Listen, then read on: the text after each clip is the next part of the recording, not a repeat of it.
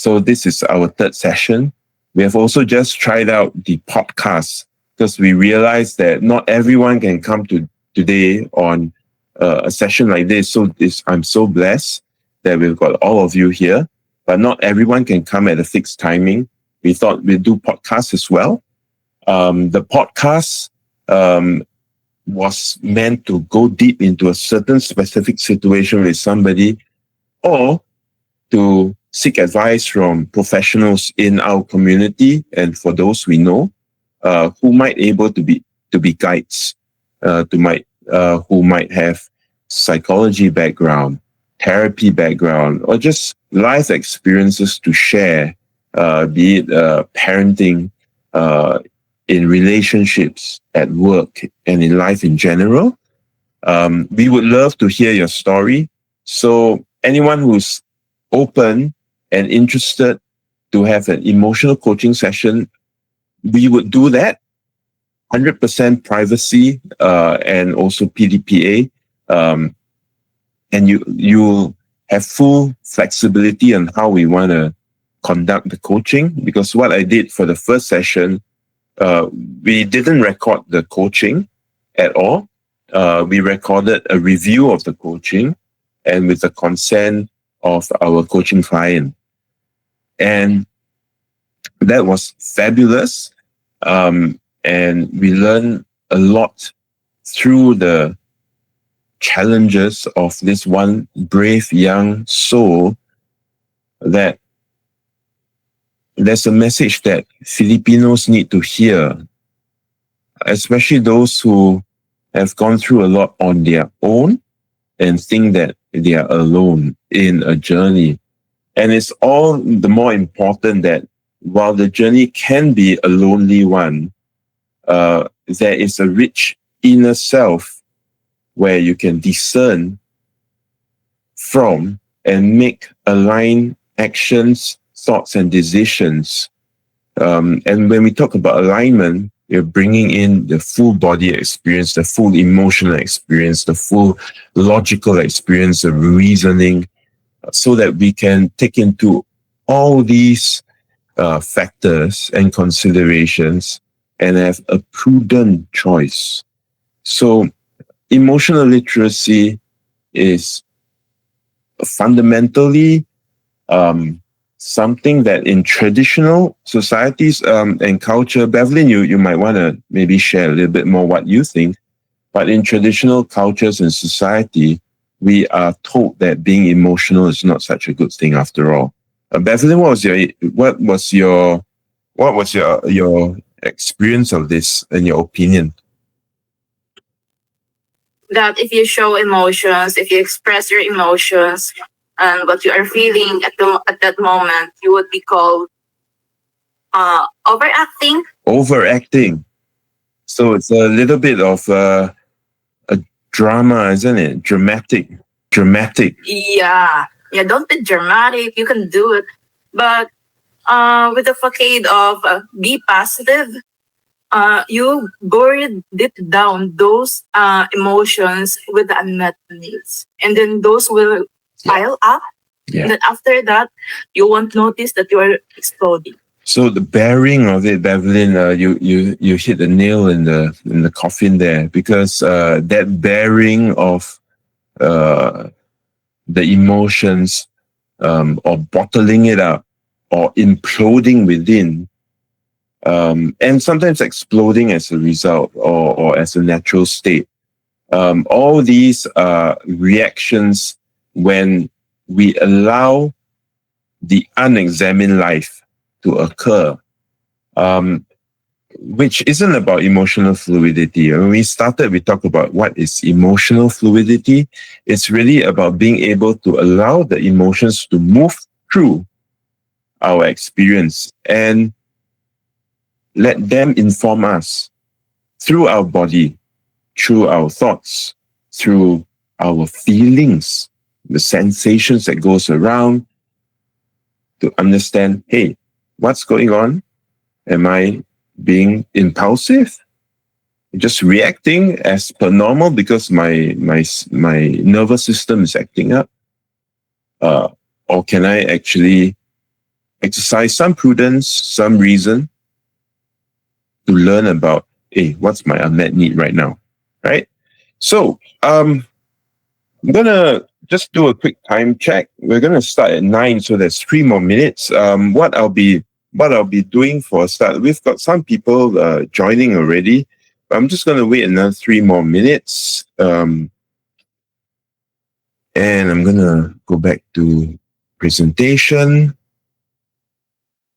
Okay. Well, while waiting, it's good to understand a little bit more about the emotions that may arise. So here's activity that we all can do, and we might be contemplating some difficult moments in our life. And it's very important from a fundamental basis. Everything begins with feeling and staying regulated in your window of tolerance. And what that really means is that while reflecting on, say, anger, I had a bout of anger just last night, and that caused me to be wrapped in my head for quite a bit. I actually only have slept 2 hours last night. And in that anger, I was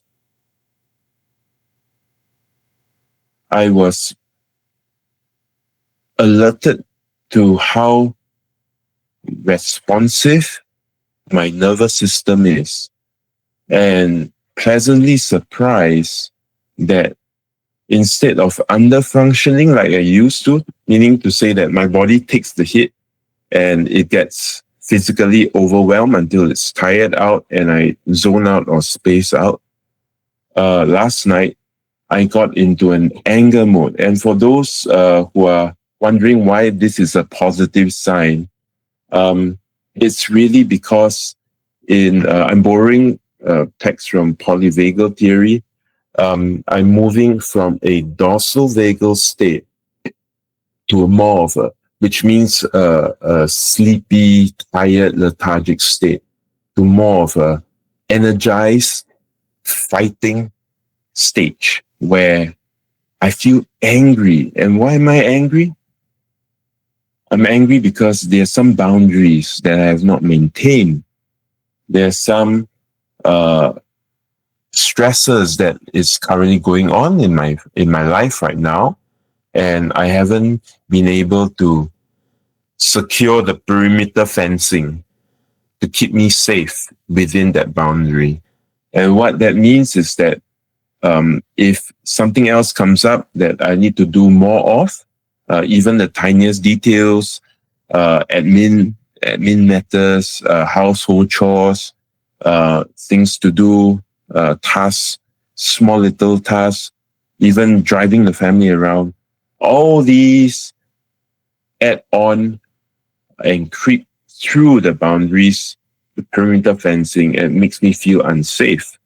So as I reflected on how I needed so much isolation and rest, which I did not get over the weekend. I was with the in-laws, then was with my family and so on. And before that, we had friends visiting from overseas, from the Netherlands. And how much of that time was spent not getting what I wanted and what I needed. And it culminated on a Sunday night of anger where I just couldn't sleep. So where was I? I was on dysregulation and regulation, yes. So it's very important as we rekindle or we may revisit, I hope not, emotions that are not necessarily pleasant and comfortable to us. It's important to start regulating. So it's now 1 minute past 9, and let's start the shift proper. By just centering ourselves, we can find a comfortable position and feel the contact points between either your feet on the floor or where you are seated, where your bum is on the surface, pressing down against the surface. Just take note of that experience with your eyes open or closed. Just allow yourself to settle into a position where you're observant. What are you observing? Perhaps the weight and sensation of the contact points. How much pressure are you exerting? Where is that pressure? Is it more forward-leaning pressure? Is the weight more central? Is it more backwards? And if you can, and if you like to, it might be useful to feel that your back is supported so you can sit against the wall or on a chair with a backrest. If not, that's also fine. You may also want to explore using your breath in and gently breathing out. How heavy or light your mind is. Is your brain feeling spacey, dreamy, tired? Or is your brain frantic, running across different thoughts that pop up, or anywhere in between? Just take a moment to observe yourself. And let's take a couple of deep breaths in. And if you like to, make a relaxing sigh out. Another one in.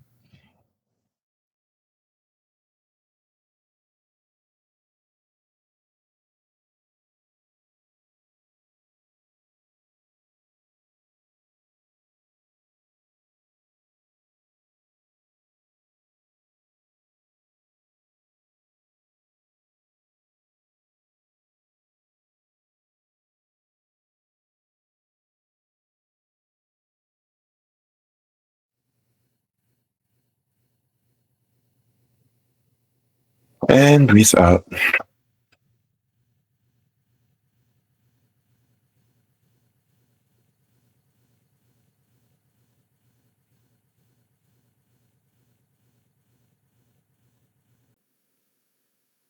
Okay,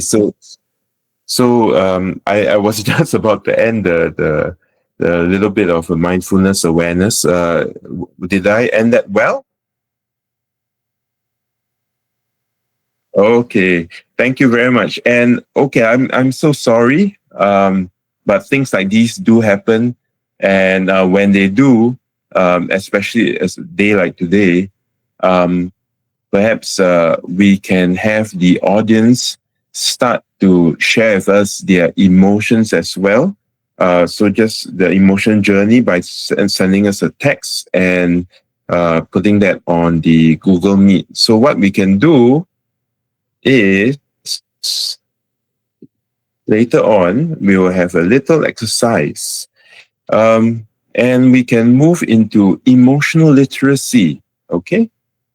So when I talk about listing down the emotions, especially when I get cut off or disconnected, and you can help me promote the idea of emotional literacy. What am I talking about? 3 years ago, we started this website. It's turning 4 actually, 4 years ago. It's based on this Sufi poet's writing called The Guest House. It's a poem. And it talks about every emotions as guests in your guest house. And that was fundamentally game-changing for me. Why? Because I have been struggling with anger And I had fused that anger with my identity. I would say I'm an angry person. And over time, it would have caused a lot of self-blame that I shouldn't be doing this. Obviously, because when I'm angry, I'm upsetting a lot of people. I'm getting angry at people. And that would come across as challenging, confrontational for them, especially those that I love.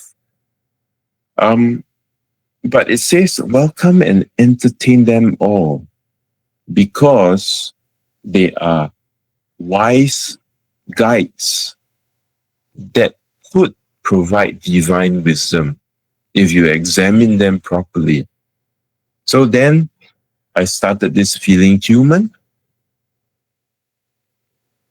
to explore how our emotions move. And emotions, I was so surprised because just last year I learned that the Latin word, the root word of emotions is movement. And it's nothing bad or wrong or good, but it's just a movement. And so that movement in itself is neutral. The meaning that we make out of it can then be made positive or negative, right? So here's a little bit of meaning making for us. For those who have joined our community before this, and we have done the mentoring call previously. So this is an example of what I like to do and what we like to do together today as a group. And I would, and this is a challenge to myself and to you as well, the audience here out there. If you want to start exploring your inner world, you have to start taking that action. And it's not just about listening to what I have to say, it's about taking action. Now, for those who have done this before, the question to you is how often you do this. For those who are about to do it, just take a good hard look and try. All right, because that's all that's needed.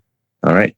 So what this exercise is we are going to look back to a recent day. For example, just yesterday, and let's start with just one day, yesterday. List down the emotion that you experience and the intensity of it.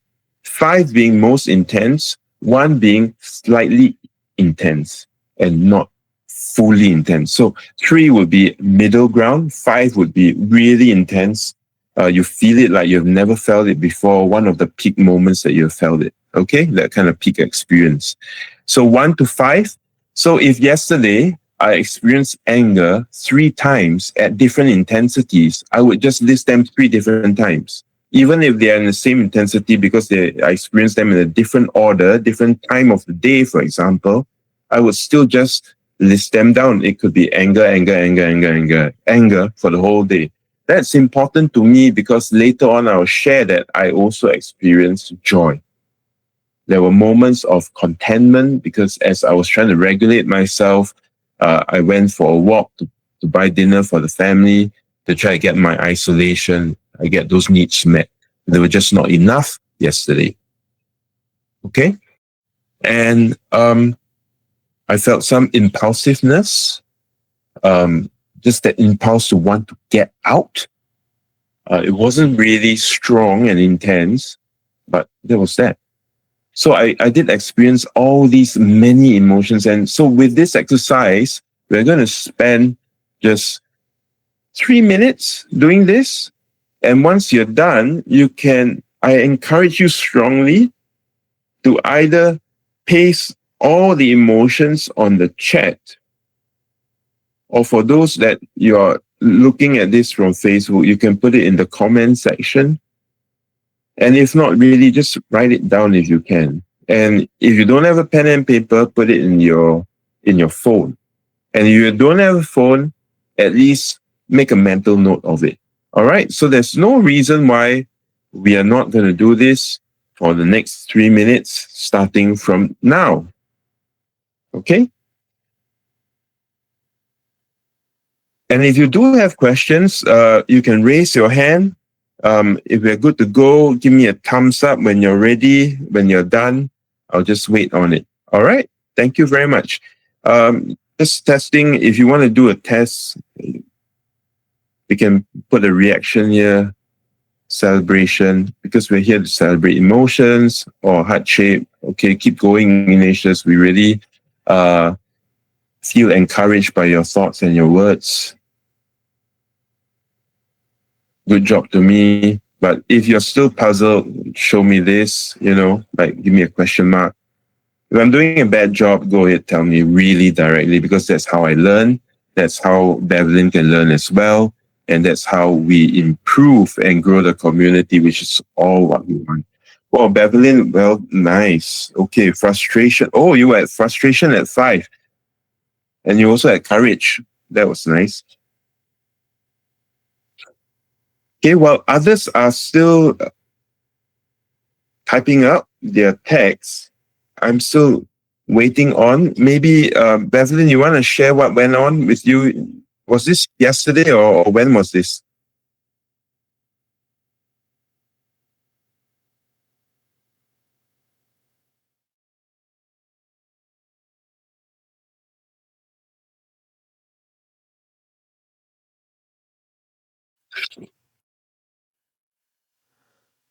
Yeah, I'm going to drop her text.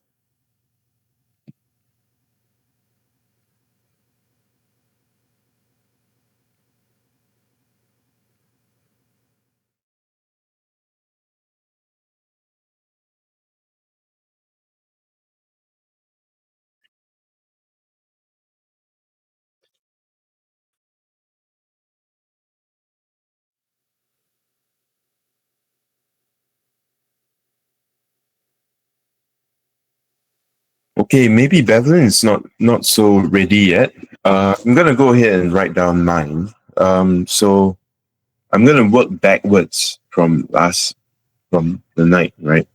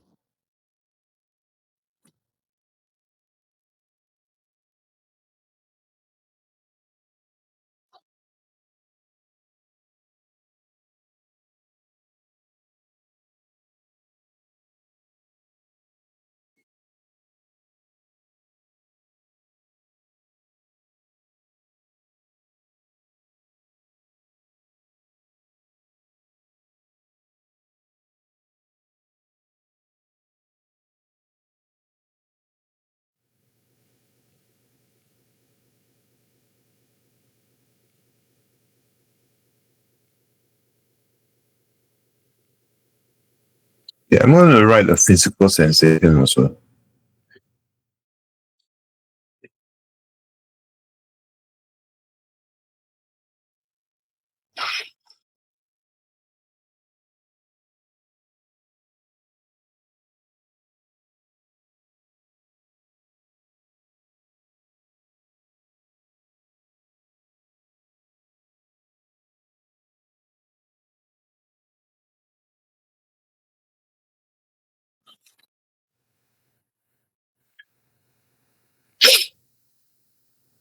I'm gonna make a mental note.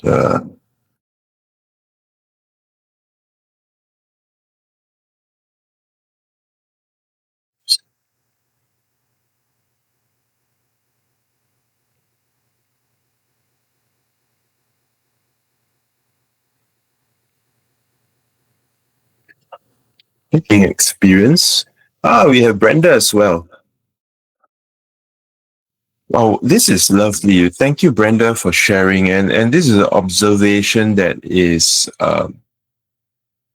refreshing for us because Thank you. Lots of love to you and everyone who was brave enough to explore this as well.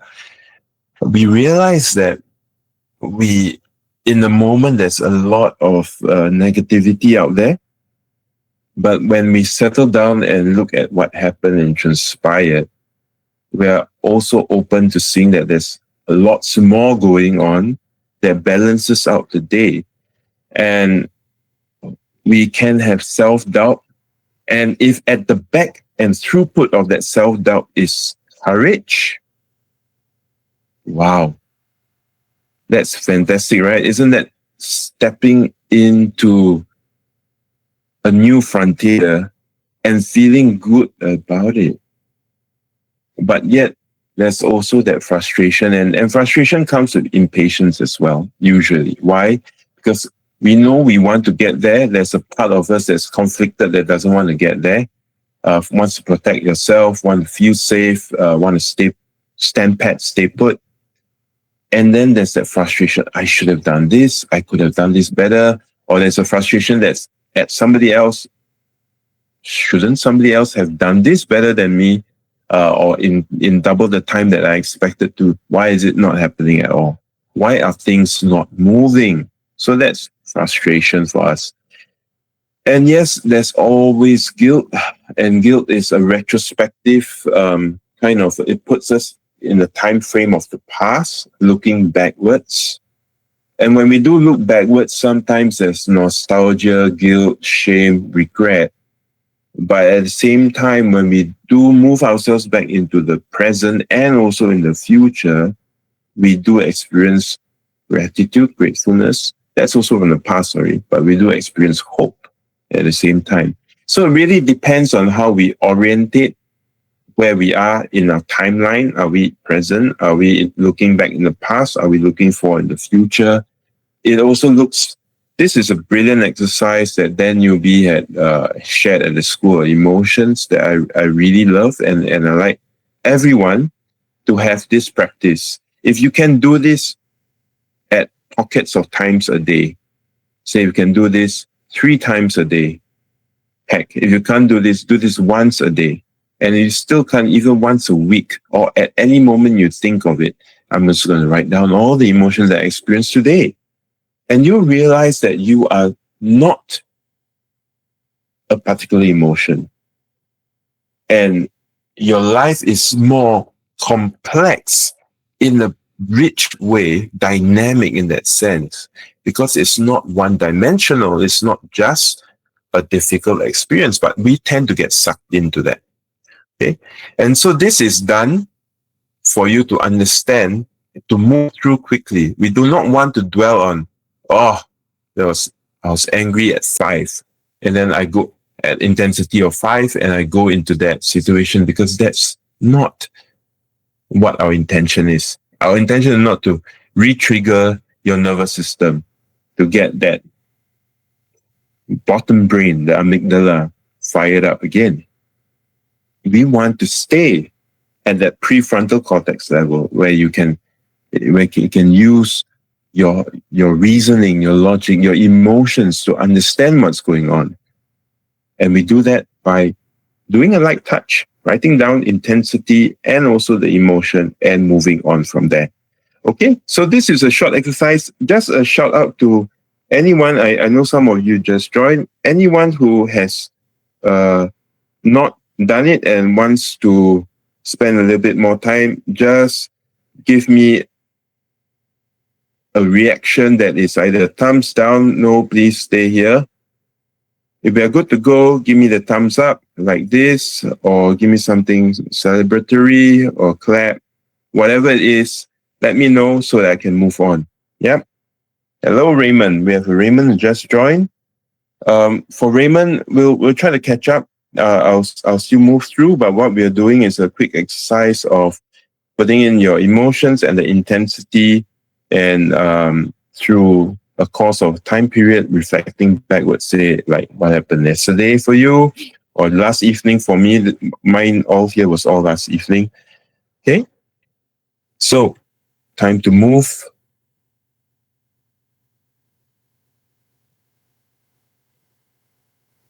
Now, This is a framework which I call the house of emotional fluidity. At the top of the house, you have your apex, right? Of living a life with purpose, having that inner peace that is aligned, and working out that purpose, you tend to contribute in some form to yourself, to your loved ones, and to society. And that's where all of us have the potential to arrive at. And at the bottom of it is our lowest level self. If we're remaining in survival mode, that is not necessarily a bad thing. It's just the nature of how our life circumstances are. And we are always still in survival mode. We can actually seek to go upwards. How do we do that? We explore what's going on in our brain. I loosely put it, the downstairs brain or the bottom brain, which is your amygdala hijack, your nervous system, which is overriding because you are always constantly looking out for potential dangers and pitfalls. All right. And then we're also utilizing the upstairs brain, which has a right and left brain, very loosely generalized viewpoint, where left brainers tend to emphasize logic and reason a little bit more. Right brainers tend to express it more artistically or maybe in their bodies, through their bodies, and they can think through creative metaphors and different ways of expressing things. So we're using all our faculties and our body as well as we move up to the next level, using our somatic awareness, which is using our body to understand what's going on, our brains giving us the permission to feel what we feel and to label it, and then to integrate that with logic. So where emotions are integrated with our body experiences and moving along, just to show you sometimes we do feel a lot. And it's not drama mama, right? It is feeling that and allowing that to express itself. And then integrate it with the thoughts and beliefs about ourselves. And how do we master this? First fundamental block, emotional regulation. If we are able to have 5, 10, 15 different ways to perk ourselves up when we are feeling down, or when we are over agitated, to calm ourselves down. And if we don't have that 5, 10, 15 ways, at least one that we can rely upon ourselves. Okay? So that we can build up this emotional literacy within us. That takes practice. That's a journey. And when we have done this, we are quite aware of our beliefs and values. And this is where we use our beliefs and values to act with purpose. To act with purpose so that we can, once again, utilize the throughput, right? Coming in and out, using our left brain, our right brain, all of our brain, right? The downstairs brain, in that harmony, that dance, so that we can achieve purpose, peace, alignment, contribution. So, for example, just letting you know that I was very kind of like heightened in terms of my sense of threat. And that was boiling over yesterday because we are in the midst of a lot of movement changes in the family where we're staying and so on. And there's a lot of tasks to do. I'm also in a mood, I'm yearning for time to think through what this feeling human would look like as a non-profit, as a mission for us, how to sustain it, how to grow the community. And I'm also wondering what am I going to do for my own career profession, right? Do I remain an emotions coach or do I do something else more related to emotions, but more in the business setting, for example? That's perhaps where the money would be to fund this feeding human. So I had all these wrapped around me. and my amygdala was firing up, and my nervous system was all over the place. But today, now that I can use all of my body to express this out as I'm talking to you, verbalizing what's going on, I'm integrating it back to the left and right brain. I'm bringing myself up so that I can go back into this purposeful discussion here with you to talk to you about the house of emotional fluidity. Okay? So, this is an exclusive invitation for you to join us in our community and support the community. Right now, if you click, if you scan this QR, you'll go to a page where we will post all these slides and more into the community as we grow it. But more importantly, your donations, your membership will support us in growing emotional literacy and fluidity and regulation so that everyone has access. And then they choose. Do they want to stay regulated? Do they want to be more emotional literate? So that they can explore their unmet needs. And when we're able to explore our unmet needs and take purposeful action that's aligned to our beliefs and values, how powerful will you be? So here's a question. How powerful will you be? Will I be? Is your reflection. How powerful will I be if I'm more able to stay regulated first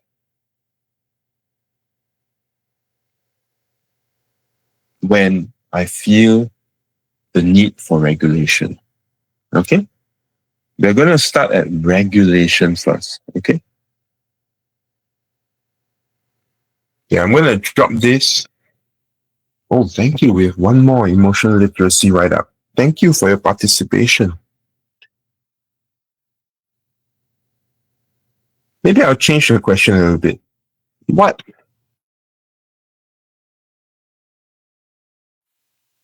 would life be if I can stay regulated longer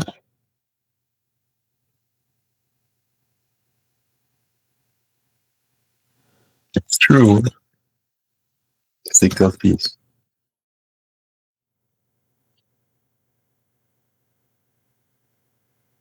Okay? And I'm going to break that down even more. For those out there who could just stay 10 seconds more regulated than normal, what impact would that have on my relationships?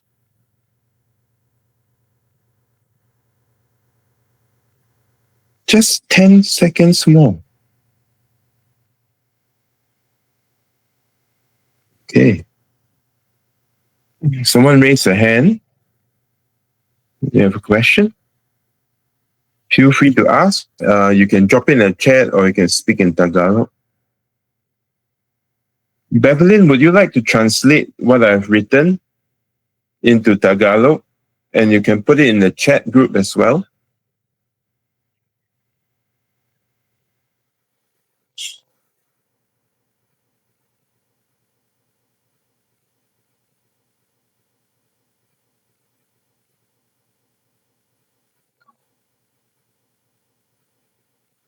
For those who can do 10 seconds,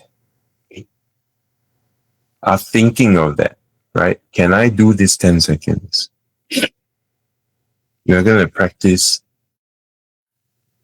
what it means to have 10 more seconds in at least 5 different ways. Okay? In at least 5 different ways. And this is where I hope my internet doesn't break down on me like earlier it did. Okay.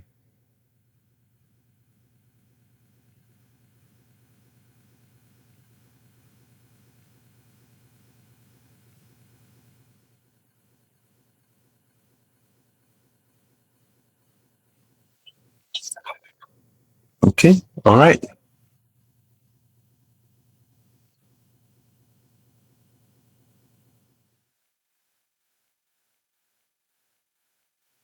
Okay, when should I consider professional direction? So, because we are going to start talking, we are starting to talk about nervous system dysregulation. So, there are two situations I would consider, two different professional directions I would consider. One would be to seek a coach to work on a set of behaviors that you want for yourself, a positive behavior.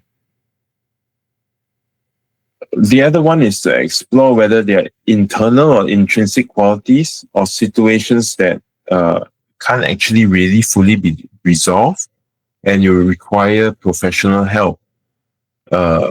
And that would mean therapy. What I mean by intrinsic qualities, if there are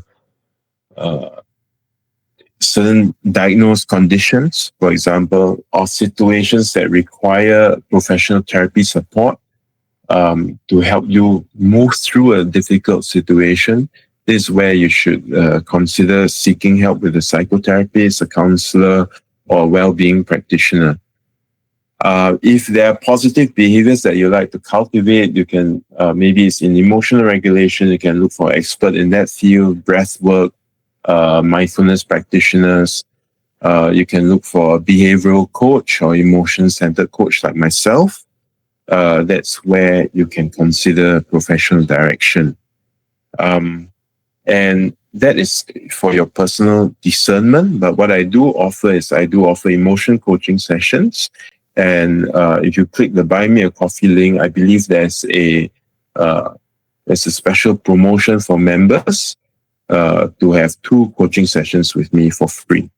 All right.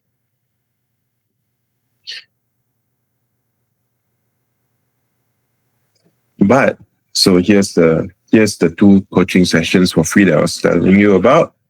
And more importantly, can you encourage us or encourage others? If you like to review us, if you like to share our content, please go ahead. We love your support, and your financial support is also important to us. We would appreciate. Again, this is a social purpose, a social mission. I really would like us to experience the growth together as a community, as one, united in this belief that we all can reach our purpose, right? Work through inner wisdom and alignment to reach fluidity. So today we are at this point, emotional regulation.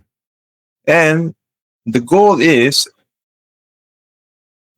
introduce at least 5 things that you could use to calm yourself down, to stay in the ventral vagal state, which is a state where you are able to use the faculties of your brain and exercise prudence and wisdom. All right. So before we begin with me teaching, I'm going to ask, can you list down some ways that you currently calm yourself down with? All right. And you can just list them down. Overthinking. Brenda says, life would be more grounded and empowering for me if I could stay regulated. Well done. Nice. For just 10 seconds longer. And we're going to get there, Brenda. Now, to Brenda, if you don't mind having this courage already, you've done so much.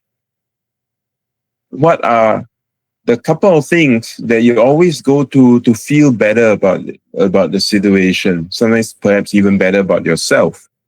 And there's no right, no wrong. It could be, for me, my go-to is I need to sometimes. I will need to binge eat to bring the emotion in to my body. So I may need to eat. And there were times where it would affect me quite badly, but I knew I needed it. Okay? And for me, it's to just release it at times, although these are not as ideal. But what are your current go-to for emotional regulation? What are the 1 or 2 things that you definitely will do to try to calm yourself down? Watching TV will be one of them, right? Eating, for me, is one of them. What are the many other things that you currently do? Can you list them down in the chat? Or at least let me know you've thought about it with a reaction that comes up, with a good sign or something like that, so that I know that, we're good to start. All right, Brenda, thanks.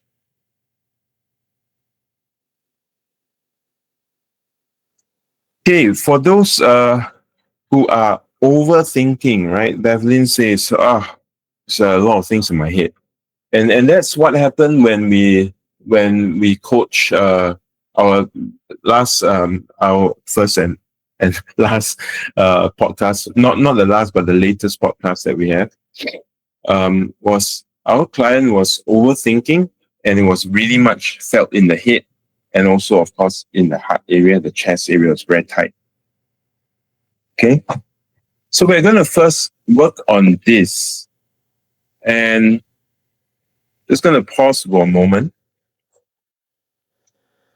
by centering ourselves in through the deep breath in.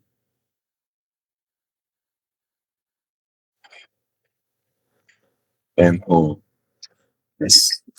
Talking to someone really helps. Reading and exercising, there's a physiological need that allows us to move through exercise. Just a caution, some of you may feel already angry and upset, and the exercise makes it worse, makes it more intense. That could also be so. What I'm saying is that sometimes things work for an individual, but not another individual. Yeah. What could have happened there would be you would be reactivating your nervous system into an arousal state again, and then that brain is flush with oxygen for you to think more, and it doesn't just get out of the system. So different people encounter different situations and process them in different ways. All right. So you're starting to think about it, right? When I'm experiencing some form of difficult situation, what are the one or two things that are my go-to experiences that I need to do? For me, I need to leave the area straight away. I need to be alone. I need to take a deep breath in and out. Okay. So these are my go-to, but what happens if I'm in the car and I can't leave, right? I can't rely on something external. When my boss is berating me, I can't go to my phone and watch Netflix, can I?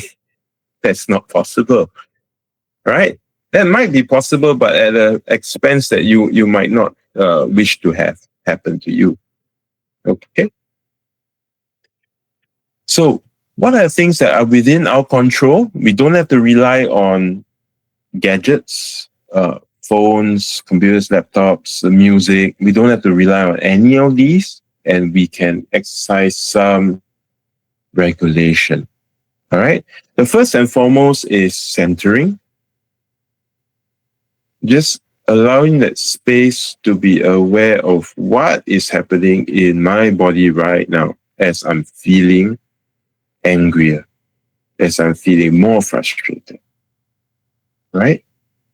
What is happening? Sometimes we experience that tightness of our chest. So it's important there, the body awareness, because the body gives the clue. The emotion is expressed first in the body. Sometimes it's about breaking down, freezing up, feeling tired, so our head gets more spacey. Okay? So number one, body awareness, right? And we're talking about this under an overfunctioning. When our thoughts, for those who think a lot, overfunction, or when our thoughts are running through and we are getting more and more aroused, what tends to happen there, right? Do we feel a headache? Do we feel more tired or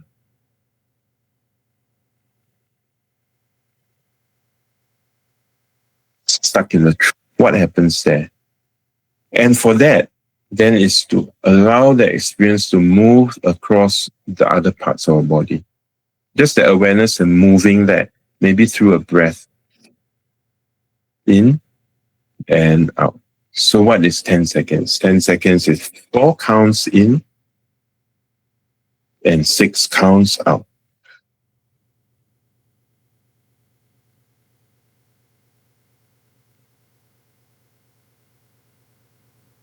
Okay? 4 counts in and 6 counts out. That's number 2.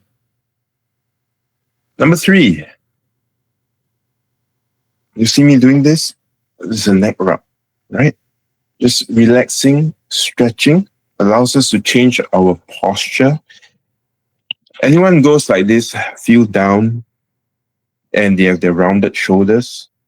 When they feel down and blue and upset, sad, for example, a stretch like this opens up the body. And so for those parents who have young children and they are difficult, and you find it difficult for them to express their feelings to you, their emotions to you, you can take note of their body posture and help them to open up their body posture. All right? You could stretch together with your partner in your relationship, for example.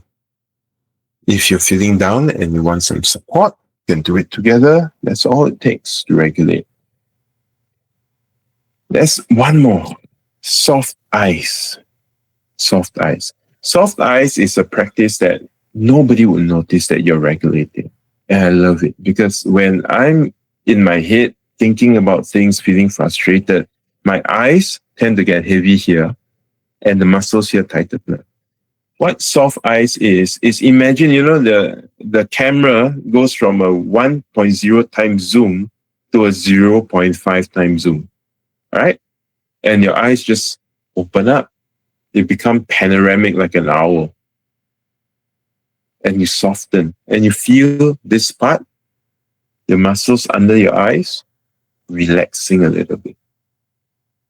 And for those who don't understand what soft ice feels like, try tightening up your eyes, your eye muscles here, and try relaxing them. And you still can't, open this up. Okay? Open up, rub around the eyes, blink a while, settle into a soft gaze. That'll be soft eyes. Okay?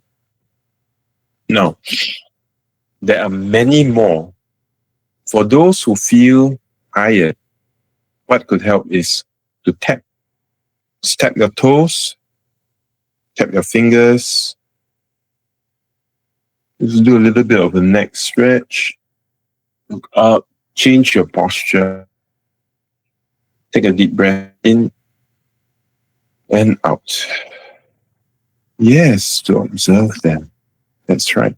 To observe the emotions as they come. Yes, Brenda. Okay. Now, we've come to the end of our session. Any questions here? You may just want to ask them verbally. You can unmute and ask me a question, fire away. You can put it down in the chat message. Or you feel free to leave if you like to. I'm just going to stay here for 5 more minutes to answer any questions if there are. And again, really, we have done this for 3 years. We have grown our community to 15, 20,000 people here on our socials. And it's time to grow that 10 times. And we're looking to you for support, to more content, for more support through your likes, your comments, your sharing, your forwarding out, and also your participation here. So thank you very much. And we would love that the outcome of this is a vibrant community that's looking internally, exploring ways to reach that inner peace and alignment so that they can purposefully live their life and contribute to those who they love, for themselves, and for this world around them. Okay? So welcome all to the shift in the Philippines. Welcome to the world within you. All right? If you need some direction, you'd like to support us, scan the QR code, and we would really appreciate the support. Thank you very much. This Feeling Human won't survive without your support. All right. So thank you very much for your participation. Like, subscribe, do what it takes for the algorithms to pick up our message if you think that it's important. If not, it's good learning. Maybe we should just shut up and stop doing what we do. All right. Thank you. But that's not that's not something I'm even considering. All right. Forging ahead. See you, everybody.